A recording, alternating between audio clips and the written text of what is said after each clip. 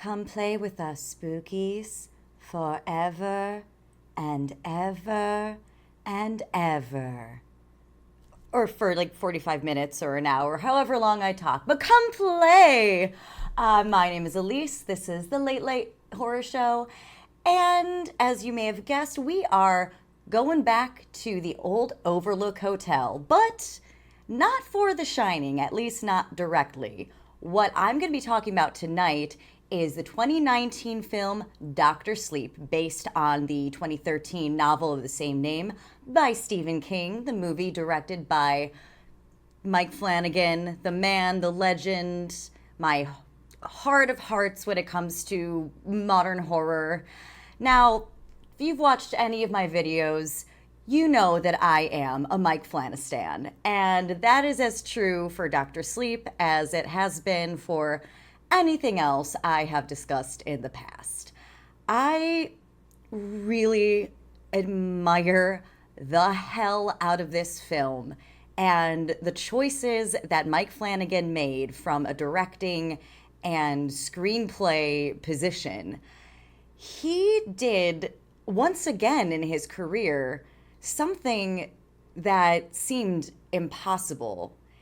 He took a Stephen King work that was considered unfilmable and not only put it on screen but did it well. And with this, he inserted his own ideas that had to pass muster with Stephen King himself, as well as with Stanley Kubrick's estate.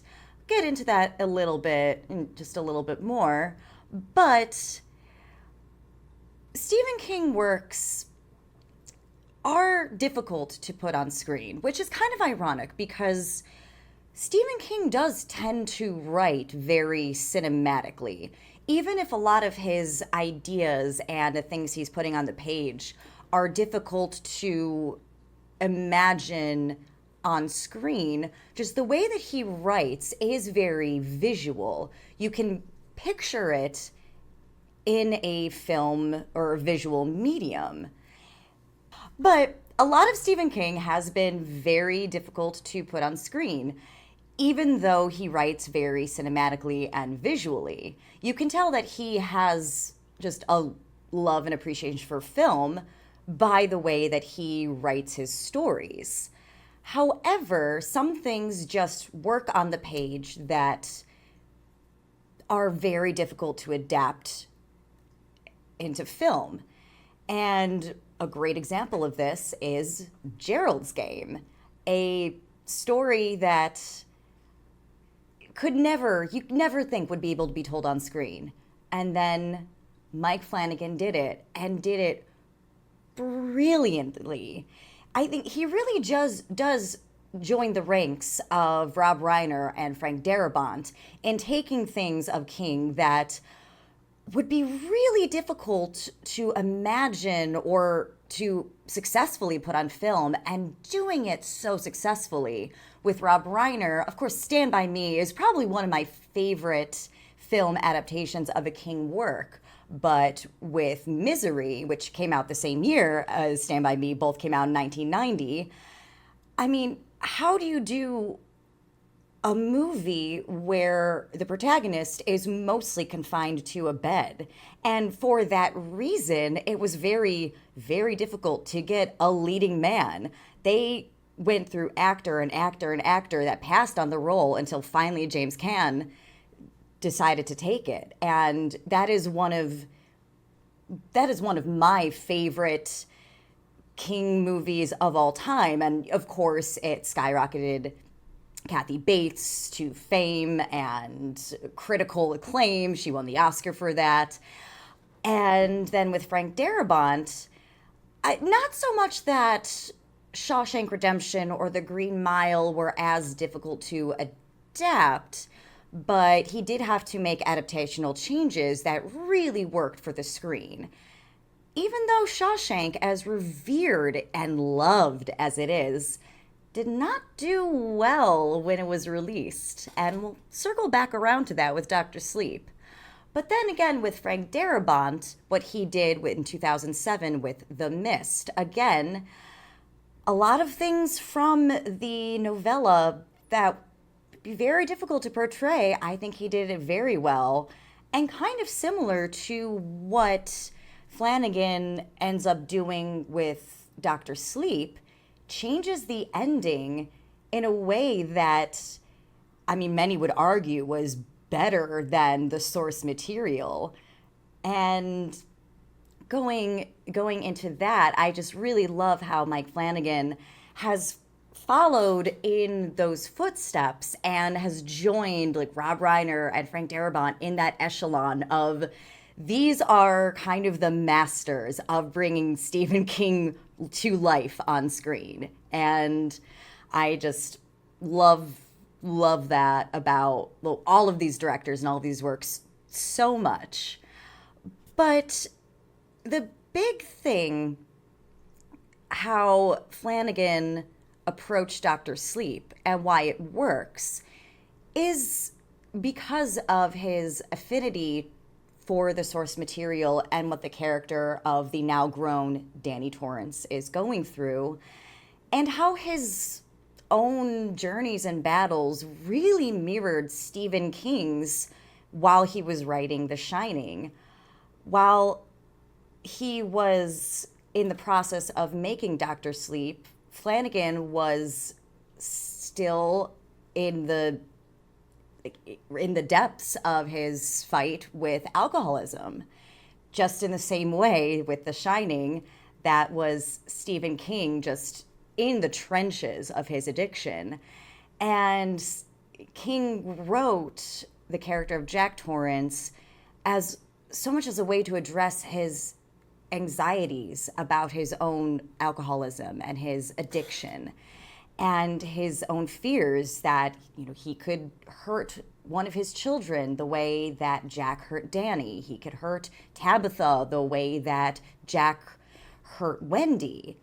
And Mike Flanagan brings that idea of addiction and recovery into Dr. Sleep. Of course, it is there, so much there in the source material, but for Stephen King, having written this it was published in 2013, and he had been sober for many, many years, whereas Mike Flanagan actually stopped drinking during the filming of Dr. Sleep. Just one day, he just quit cold turkey and never really looked back. At least, I think anybody who's had any kind of addiction looks back and and maybe with not fondness, but still like, oh man, like this situation I'm dealing with would be a lot easier if I had a drink or a cigarette or whatever it is. But he stuck with it, and after Dr. Sleep came out, and I think it was on his birthday the following year. He sent an email to Stephen King like, man, I gave up drinking while filming Dr. Sleep, and I never would have gotten there if it wasn't for your words and taking on this project and living it. And I think having, with his point of view, still kind of being in the thick of things versus Stephen King having been done with that chapter of his life for so long, that it's the emotions of it just feel a lot more prescient and raw than they do in the book quite as much. And that's not a criticism of Stephen King. It's just he does it. Flanagan does it so well and relates to it, but just from the perspective of somebody who is going through it rather than looking back and, oh, like this is how my recovery was versus I have to start recovering now. It does take on a bit of a different face. And that is a big reason why Ewan McGregor got the role as the grown Danny Torrance. A lot of other actors were considered to play Danny Torrance, Matt Smith being one of them, which that would be kind of amazing. But I love Ewan McGregor. I think he is truly wonderful. But when he came in to audition, he's like, I don't want to talk about The Shining. I want to talk about recovery. He himself, having been sober for, I believe, about 8 years at that point, and that was the clincher for Flanagan for casting him. And of course, Ewan McGregor is just vastly, incredibly talented. I mean, he's one of the few people who can make George Lucas's dialogue in the Star Wars prequels at least kind of work. So, that's a testament in and of itself. But with the ending of Dr. Sleep in the film, where it diverges from the novel, is where you get that sense of recovery, not only with addiction, but also recovering and bridging the past, the present, and the future. I'm sure most of you know, Stephen King notoriously was not a fan of Stanley Kubrick's take on The Shining. The Shining for King was a deeply personal novel, and what Kubrick's treatment really discarded all of the nuance and the sympathy one might have for Jack Torrance and just threw it out the window, and it has a much colder, cynical take. And I think The Shining it's a classic for a reason. The filmmaking of that, just the scope of it, the set design alone, it is a wonder to behold. And anyone who comes at Shelley Duvall's performance, you're wrong. She was brilliant. Yes, she was not the Wendy Torrance of the book, but that's fine. She was absolutely phenomenal. And yeah, if you disagree, it's okay to be wrong. It's okay. Have a drink about it, or don't. But because of all of the changes that Kubrick made to The Shining, while you can love that movie for what it is, it's not a good adaptation of the book. I don't think anybody would argue that. So when Mike Flanagan wanted to take on Dr. Sleep, his whole thing was, well, we got to do the ending at the Overlook. Just the imagery of Kubrick's Overlook Hotel, all of that iconography and the visuals and just that sense you get, you kind of can't separate The Shining from it completely, for better or for worse. So in the novel, the climax of the book takes place on the spot where the Overlook once was. In the book, the Overlook burns down. Jack, in a moment of redemption, allows the boilers to blow up and takes the hotel and everything down with it. So at the end of Dr. Sleep, the book, the final fight takes place on the just empty, burned ground 40 odd years later, whatever it is. And Mike Flanagan's like, why we need to just keep it the Overlook. Have Danny come back and reawaken the ghosts and essentially do the same thing he did in the book, drawing the villains who we'll come back to Rose the Hat and the True Knot in a little bit, but draw them there to a very dangerous place for anybody with the shine, and use that as an attack on them, sort of as a counterattack. But staging it in the Overlook was, Mike Flanagan couldn't really envision taking on the project without having it done that way. And when they were discussing it in like the initial meeting at Warner Brothers, they're like, okay, but Steve's gonna say no. He's like, okay, but let me pitch it to him. And basically did, and Stephen King said no. And Flanagan's like, but wait. But what he pitched him was essentially that you bring it back to the Overlook. However, you have Danny go into the gold room and sit down at the bar. And there's a familiar figure with the red vest and who hands him a drink and is like, oh, good evening, Mr. Torrance. But it's not actually Lloyd, the bartender. It's Jack Torrance himself. And Danny is finally able to have a conversation with whatever the spiritual remains of his father is and address the trauma that had happened and see what the Overlook has done to his father's spirit, and then take on the redemptive role that Jack was denied in Kubrick's version of the story and take that for himself. And once he heard that, Stephen King was like, okay, go for it. And even before Stephen King had okayed it, which Mike Flanagan wouldn't have done it without his okay, but surprisingly, Warner Brothers had already greenlit the project. They were very all about it, which it was a lot of pressure on Mike Flanagan because It Chapter 1 had just come out and was a raging success. And there was a lot of pressure and a lot riding on Dr. Sleep. I am so happy, though, that this is one of the few times where you didn't have a lot of studio involvement within the production and, like corporate guys, like sticking their fingers into the creative process.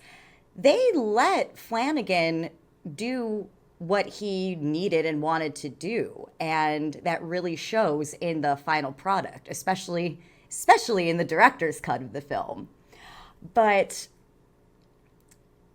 it's just a wonder how Flanagan was able to bridge the source work of the novel Dr. Sleep, which, of course, he combines certain characters, he makes a few changes, which are needed for adaptations. But he stays very faithful to the book overall. But then at the ending, creates this that not only appeases both King's and Kubrick's camps, but I think for a lot of, for most audiences, really bridged that gap as well. And not only did Stephen King approve of and like what he did with the ending, after he saw the final product, it actually made him soften towards Kubrick's Shining a bit, which is a monumental feat and something that you never would think could ever have happened if not for this treatment, if not for Mike frickin' Flanagan, the man. And one thing, thinking about the endings of The Shining, the book, the film, and then Dr. Sleep, it's very much, some say the world will end in fire, some in ice. And in the book, The Shining, Overlook ends in fire. The film, in ice. The entire movie of The Shining feels cold and distant, and not even just the literal aspect of the snowstorm and Jack freezing to death in the hedge maze. But then giving Danny Jack's ending of turning up the boilers and letting the Overlook explode and sacrificing himself to end that chapter and to save another young person with The Shining and have them live a long, hopefully long and better life. And this is it ending in fire. There is warmth, and especially in the last moments of Danny's life, where he sees a vision of his mother, Wendy, one more time, and it ends contentedly. And there's something that is just so that's very, very beautiful to me.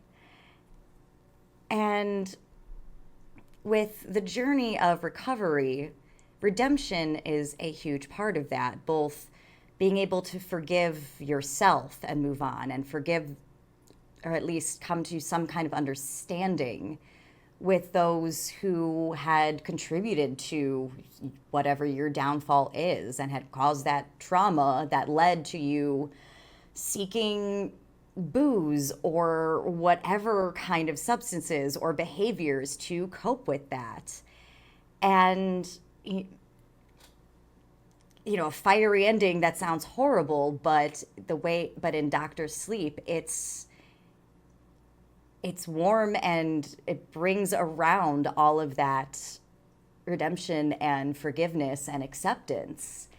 And it's really lovely, which is very much on track for both King and for Mike Flanagan.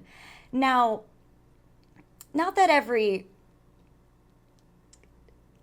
King work ends with a happy ending, but as far as his novels, they do mostly end with a bit of optimism. I mean, it might be melancholy optimism, but it usually is there. There usually is some kind of hope. And King has always been very big about that. Like, there cannot be dark without light. And, even, like, say, at the end of The Stand, yes, like, at the end of The Stand, like, Randall Flagg is still out there because good cannot win forever, just like evil cannot win forever. There always is a balance. It's going to be a tipping point. But King always does skew more towards the hopeful, at least cautiously hopeful. His short stories very much different. He tends to go a lot darker and a lot more macabre and flat out scary and hopeless in his short stories. But most of his novels or novellas do have that melancholy optimism. And Flanagan, very much the same way, the way that he ends The Haunting of Hill House and Bly Manor and even Midnight Mass, which I see a lot of commonality between Midnight Mass and Doctor Sleep.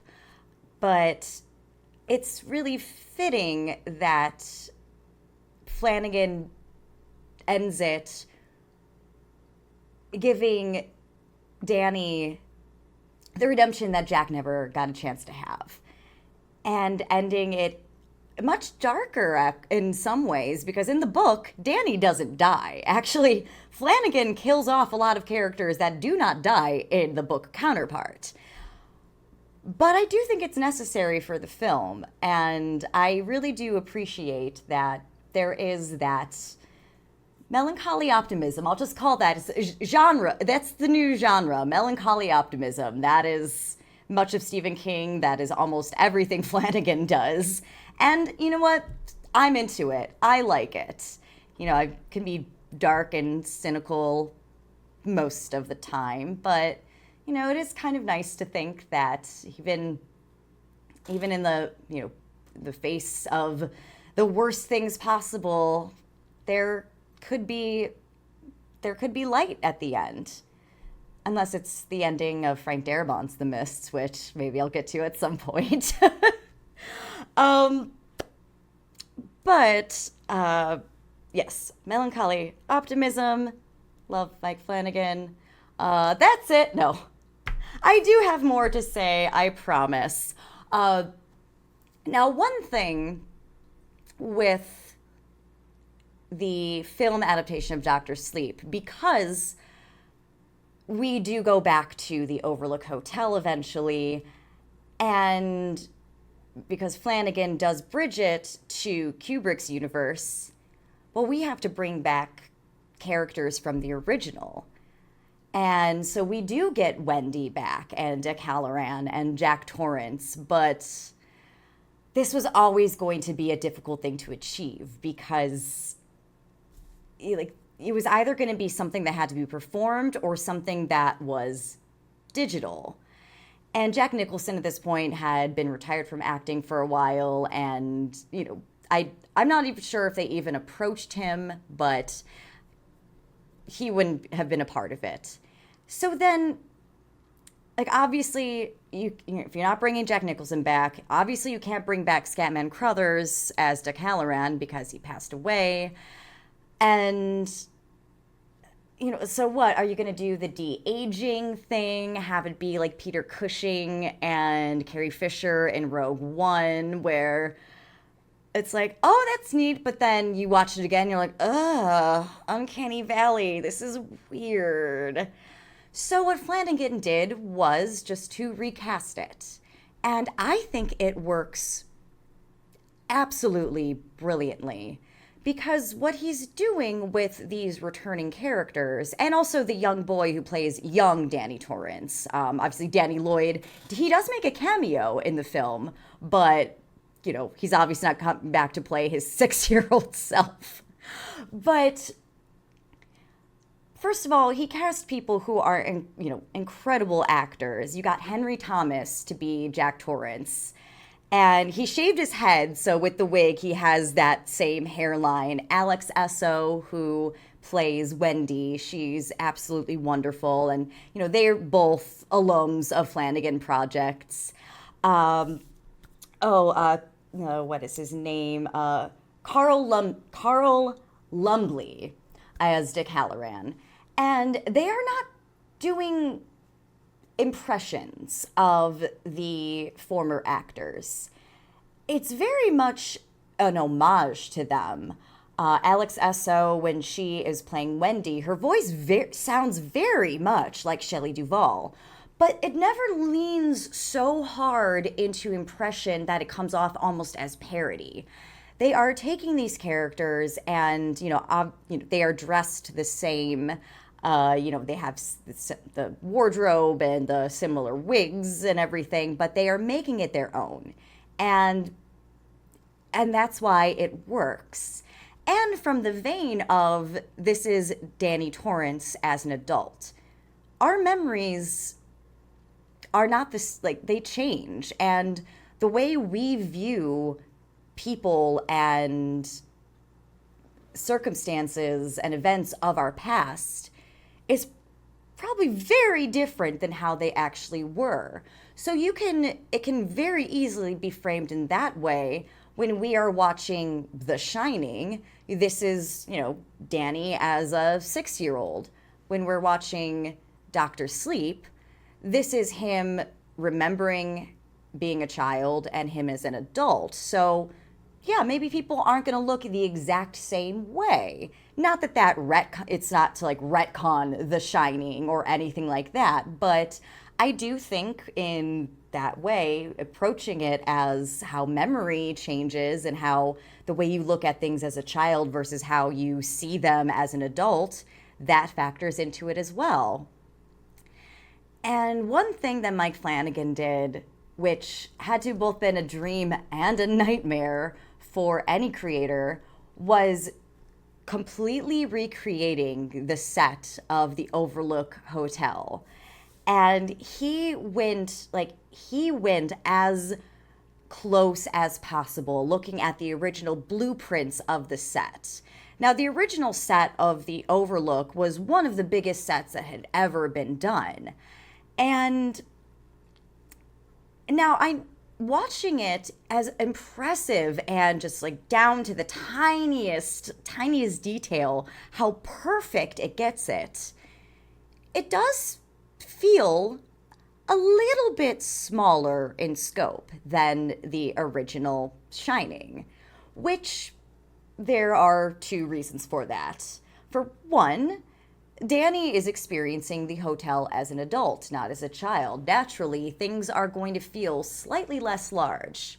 But there also was a logistical component to that. Scott Wampler of the King Cast and Fangoria magazine, he wrote to Stephen King, asked him in an email about that, and Mike Flanagan wrote him back. We tried to get it just right. We were working with the idea that the hotel would feel a little smaller because Dan had grown up, so it was built a tiny bit smaller than Kubrick's in a few places. But the trike shots were as close as we could get them to be. We had a few other issues, though.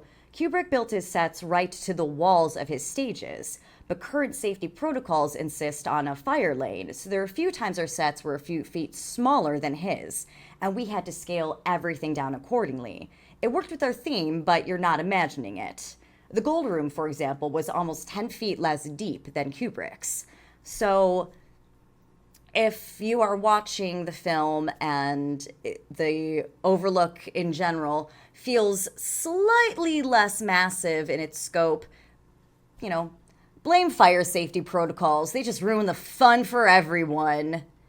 Man, safety protocols ruining things. Like, I could go really deep about how safety protocols just tend to make things a whole lot less fun. Like, it's like submersive how much less fun.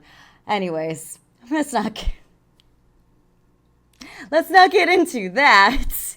Today's news. This just became a very topical video. I like orcas. Anyway, moving on. Where am I? Where is my head today? I don't know, Lloyd poured me one too many Jack Daniels over at the Gold Room bar, which, Jack Daniels, really? That's the whiskey we're going with? Like a high-end ghost bar, and it's Jack Daniels, like we're going lowest of the low. Come on, Lloyd. Anyway, but let's get into some of the things within the movie itself that I need to talk about because, oh boy. Now, visually, I think this is one of Flanagan's most interesting and ambitious works to date.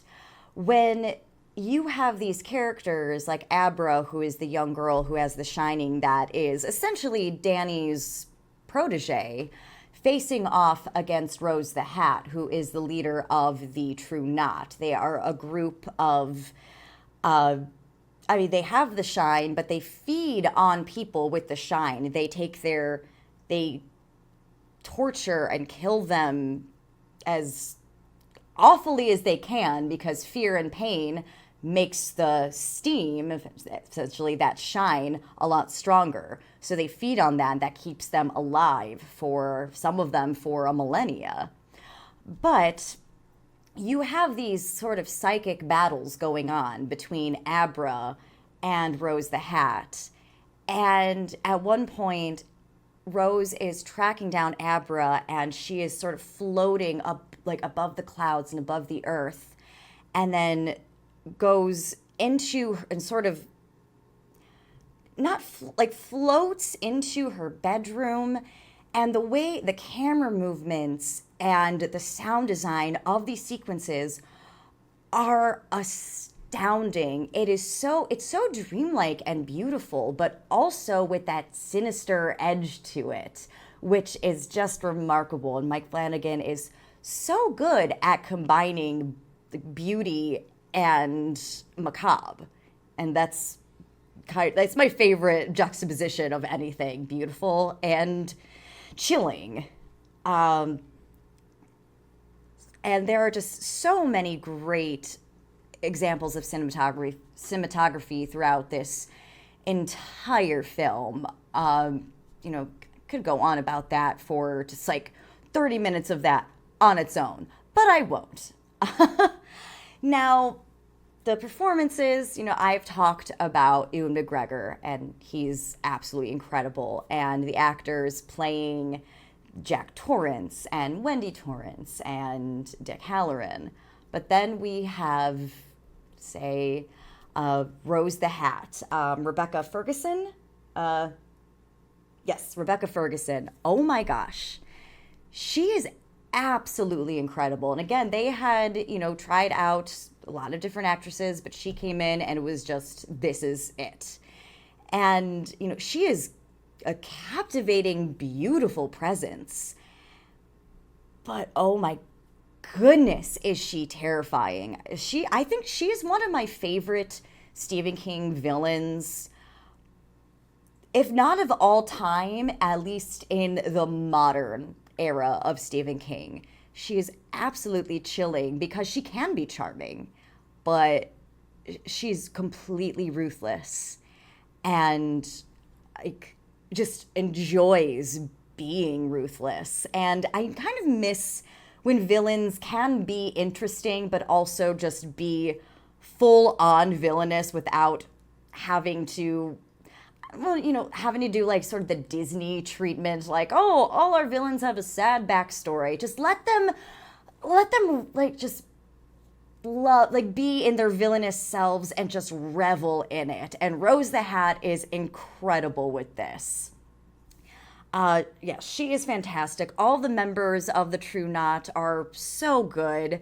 This is probably the only instance where I've seen Robert Longstreet in something and not wanted to hug him, because even he is sinister, which is very difficult because he is just the warmest man, and like even he is just so chilling and evil. It's wonderful. Kylie Curran as Abra. They auditioned over 800 young girls to play Abra, and when she came in, I think she had read with Ewan McGregor, or he had seen her audition, and just goes, well, she's the one, right? And it was really sweet. Like her first day, like visiting, like coming to set, the crew were like, we love you, like we love you, you shine. Like they made a sign and everything. I just think that is so sweet, and she is absolutely phenomenal. And there is a scene where Danny essentially like doesn't, he possesses her, but it's not an ill-intended thing. But she's so good at playing a different person, and her chemistry with Ewan McGregor, the way that they interact with each other is just so sweet, and they just bounce off each other so well. Their relationship is the core of this movie. I would say it's the two of them and the scene in the gold room between Danny and Jack.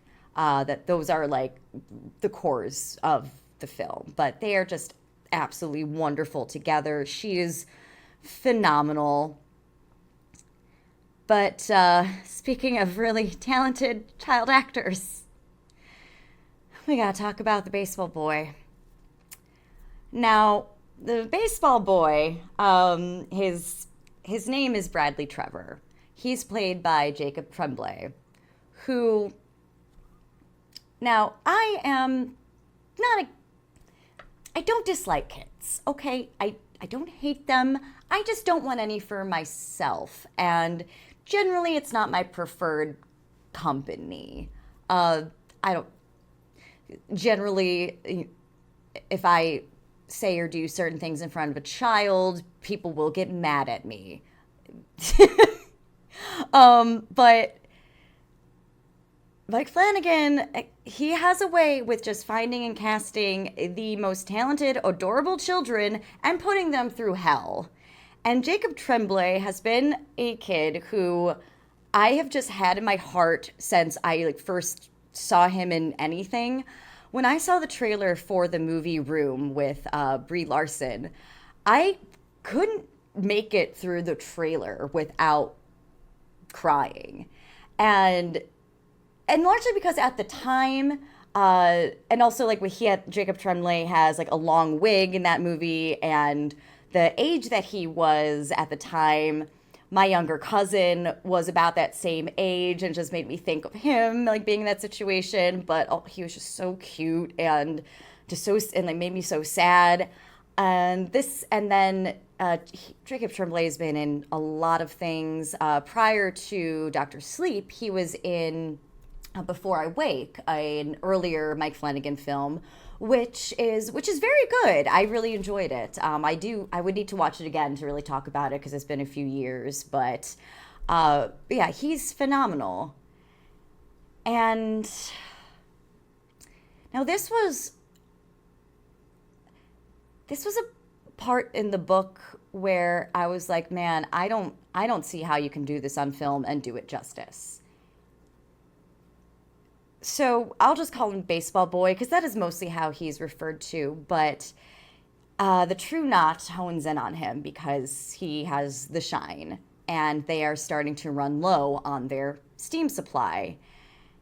And they abduct him and take him out to like this empty field. I think it's like some kind of construction zone. I can't remember exactly, like a old minefield or something. But they horrifically, painfully, lengthily torture and kill him. And it is one of the most upsetting things I have ever read. And with most horror, when you're imagining it, it's worse than what they could do on screen. This case, though, honestly, it's one of the hardest things I've ever had to watch. And like revisiting it, it is, yeah, I almost can't describe just how viscerally upsetting and enraging and heartbreaking this scene is. Jacob Tremblay is so immensely talented and, such a young age. And when he's crying and screaming in pain, it is absolutely devastating. And, I have this reaction as somebody who does not have children, who's never going to have children. And man, I can't imagine watching this as a parent. That has to be so incredibly difficult. And on set, a lot of these actors are parents, and Rebecca Ferguson, has a young son of her own. And prior to filming the scene, they're like, okay, yeah, like let's do this. We're gonna kill this kid, ha ha ha. And then it's happening, and they all of the adults had to just take a break and take a minute. They were just, yeah, absolutely, completely disheartened, and just disheartened is not the right word for it. Just absolutely devastated. And then Jacob Tremblay is like, haha, that was great, guys. Like, wasn't that fun? Like, oh my goodness, to be young and just be like, yeah, having a death scene is awesome. This is fun. I'm not affected at all. But truly, that is one of the most horrific things I have ever seen on the page, and definitely have ever seen put to screen. Not so much that, like, oh, you shouldn't watch this movie, because it is just a testament of the talent and how horrifying the situation is, but proceed with caution, because it is truly horrific in just a way that few things aren't for me quite on that same level. And man, kudos to you parents out there who are somehow able to sit through that and be able to sleep or eat for a week. I don't know how I don't know how you do it. Also, I just don't know how you do it in general, just being a parent and like just thinking about these horrific things that could possibly happen. It's a horror, and I don't, much respect. I have cats. This is why. But yes, so Mike Flanagan likes to just torture and demolish adorable, talented children. Good job, Mikey. What is happening? Yeah, just thinking about the whole baseball boy scene. It's kind of hard to get like your head or your heart on track after that. That's how off. Like, it's amazing, but it's how awful it truly is. Now, one thing I do want to bring up is if you watch Doctor Sleep, I highly recommend watching the director's cut. It's about 30 minutes longer. So the theatrical cut is about 2.5 hours, director's cut, 3 hours. Thing is, it doesn't feel like it's 3 hours. I mean, it doesn't feel like it's 2.5 hours. The movie is paced very, very well. And I think because it is, there is such forward motion and we are so engaged with all of these characters and what's going on, it doesn't, you're not checking your watch or checking your phone like, oh my God, it's only been an hour and a half already. Like you're in it. But there are so many things in the director's cut that just make the film as a whole not work better, because theatrical cut is great, but I think just deepens it. And one of the best examples is the relationship between Danny and his mother, Wendy. And it's an extended scene of Jack and Danny talking to each other in the gold room at the Overlook. But you see it in scenes that when young Danny is interacting with Wendy, they'll look at each other and Wendy quickly looks away. And Danny has to reconcile that with his father. He, as an adult, he's reflecting that he and his mother, after the Overlook, she couldn't look him in the eye, not for very long. Maybe because he reminded her too much of Jack and the pain was still too much there. Maybe it was seeing her own what she perceived as her own failings as a parent and could not face him. And then Danny, with the shine, and why he's called Dr. Sleep is because he's able to tell when somebody is close to death. He sees what he calls death flies in the weeks and days prior to the person passing away. And in the weeks leading up to Wendy's death, when Danny was 20, he said that he saw the death flies covering her face, and he couldn't look at in her eyes, just as she couldn't after all the events at the Overlook. So then, once Danny goes to the boiler room and sets the place ablaze, and he sees Wendy and kind of reverts to himself as a child, at least in his mind. He and Wendy are smiling at each other, looking into each other's eyes for the first time in life or death since before all the events at the Overlook had happened 40 years earlier. And I think having those mentions of it and those scenes where you do see Wendy not looking at Danny and very, very obviously looking away from him, it brings it around full circle, and it is so wonderfully done. And it just deepens those moments just so much. It's wonderful. There's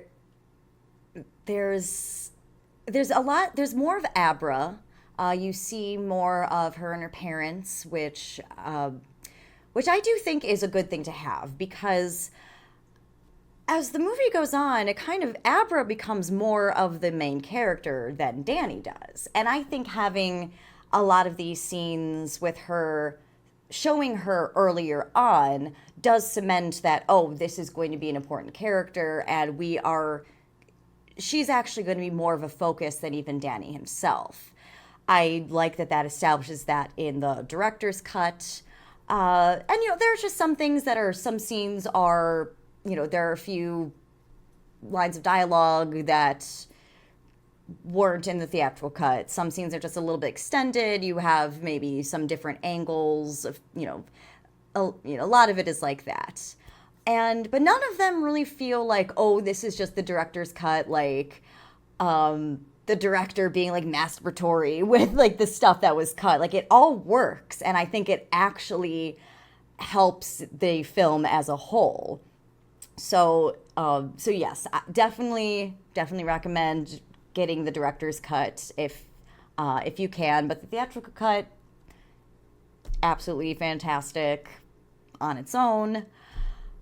Oh yeah, the director's cut also has the baseball boy scene is a little bit extended, so there's that. There's that whole barrel of fun and laughs. So if you want more of that devastation, then for sure go for it. It'll be great. It'll be awesome. Have fun.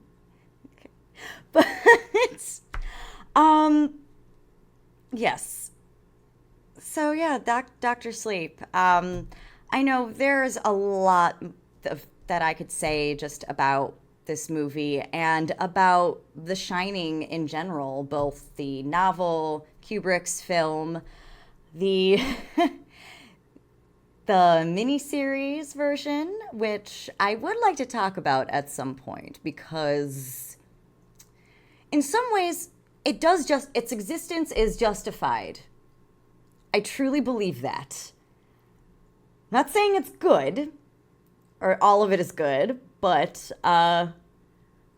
it's justified in existing, if not for anything then just for the really kind of hilarious Stephen King cameo where it makes really no sense. But we'll get into that on another day. We'll talk about Steven Weber and the kid going, I like snow. I like snow. Like I said, it's not all good. But Dr. Sleep, I highly recommend it. I think that overall the film does improve on the book. The ending is masterful. And Flanagan was like, even if it crashes and burns, Steve's okay with it. Like, he approves of it. He's good with it. Kubrick's family and estate are good with it. It's okay if it crashes and burns, which it kind of did. It did not do very well at the box office. It made back its budget, but not much more than that. And there were a few other projects that were going to be in the works had it succeeded, box office wise, but those were scrapped because it underperformed. However, Flanagan was understandably very disappointed about it, but even Stephen King was like, hey, it's a good film. And remember, Shawshank didn't do well. Shawshank bombed too. Now look at it. And again, very similar to Shawshank, as far as DVD sales and everything else, it has found a new life in home media. And critically, I think overall Dr. Sleep definitely has gotten the respect that it deserves. And while yet I don't think that Dr. Sleep has quite achieved the acclaim or the reverence that Shawshank Redemption has, I think that it will get there at some point, or at least close to it, because it definitely deserves to. And I think it's just a marvel of bridging things together that even King couldn't fathom doing. And just yet another example of why I worship at the feet of Mike Flanagan. And also I learned that he and his wife, Katie Siegel, who is in a bunch of his stuff, they named their daughter Theo, which was the name of Kate's character in Hill House, which that's fun. Has nothing to do with Dr. Sleep. Well, she was pregnant with Theo at the time. So I just thought that was neat, and I like neat things, which is why I like this movie, and which is why I like all of you, my beautiful audience. Thank you for sticking around once again and for putting up with all of my shenanigans and my various musings and wherever my brain takes us. So again, thank you for joining me. Come meet me in the gold room. I'll buy you a shot of whiskey, something better than Jack Daniels. And always, stay spooky.